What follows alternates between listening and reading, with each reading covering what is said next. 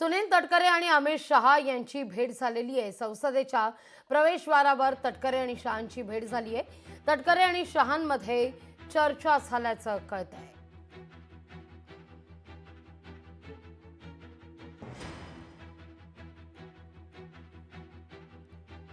तटकरे आणि शहांमध्ये संसदेच्या प्रवेशद्वारावरच चर्चा झालेली आहे। चर्चेचा सगळा मजकूर हा गुलदस्त्यात आहे। पण रायगडमध्ये गेल्या काही दिवसात अनेक घडामोडींना चांगलाच वेग येताना दिसतोय।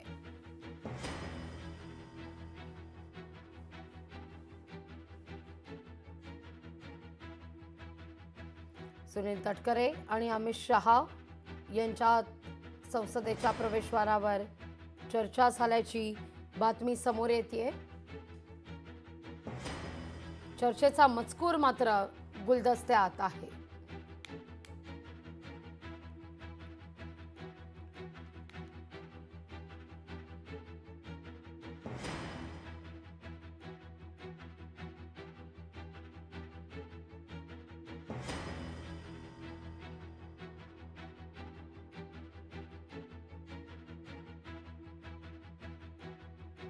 ही चर्चा झालेली आहे। रायगडमध्ये पालकमंत्री पदाचा तिढा असो किंवा सध्या शिंदेंची शिवसेना आणि भाजपमध्ये किंवा राष्ट्रवादी काँग्रेस आपण म्हणूया विशेषतः यांच्यात सुरू असलेली वर्चस्वाची लढाई, या सगळ्याच्या बद्दल काही चर्चा झाली आहे का, याविषयी तर्कवितर्क लढवले जातात। बागेशी आपल्या प्रतिनिधी आपल्यासोबत जोडल्या गेलेल्या आहेत।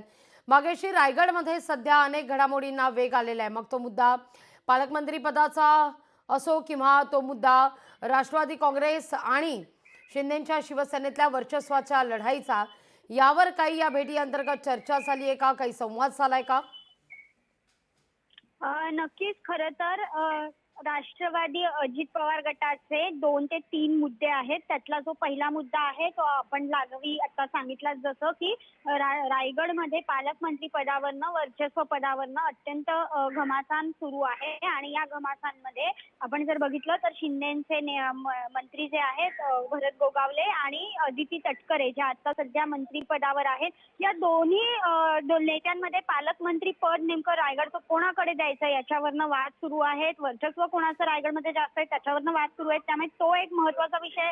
दुसरा जो विषय सुरू आहे तो म्हणजे खरं तर अजित पवार गटातले सुनील तटकरे हे ज्येष्ठ नेते आहेत, त्यामुळे अमित शहा यांनी माणिकराव कोकाटे यांच्याबद्दल काही त्यांच्याशी चर्चा केली का हे बघणं देखील तितकंच महत्त्वाचं आहे। त्याचं कारण गेले अनेक दिवस माणिकराव कोकाटे अत्यंत चर्चेत आहेत। विविध व्हिडिओ त्यांचे समोर आलेत, विविध वक्तव्य त्यांचे आहेत वादग्रस्त। या सगळ्यामुळे तो एक विषय आहे की त्यांचा राजीनामा घ्यायचा की नाही घ्यायचा।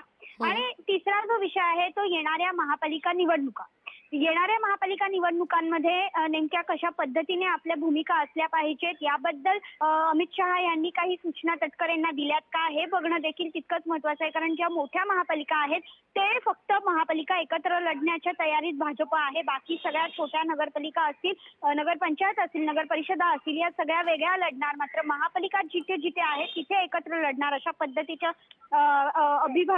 भाष्य जे आहे ते भाजपकडनं करण्यात आलेलं होतं। आणि या सगळ्यावर चर्चा झाली का हे बघणं देखील तितकंच महत्त्वाचं आहे। आज खरं तर कॅबिनेट आहे, या सगळ्या कॅबिनेट नंतर सुनील तटकरे काय बोलतायत, माणिकराव कोकाटे काय बोलतायत, अजित पवार काही बोलणार का, या सगळ्याच घडामोडींना आज दिवसभर वेग येताना पाहायला मिळणार आहे लागली। अगदी भाग्यश्री, तुर्तास धन्यवाद तुम्ही दिलेल्या सविस्तर या माहिती करता।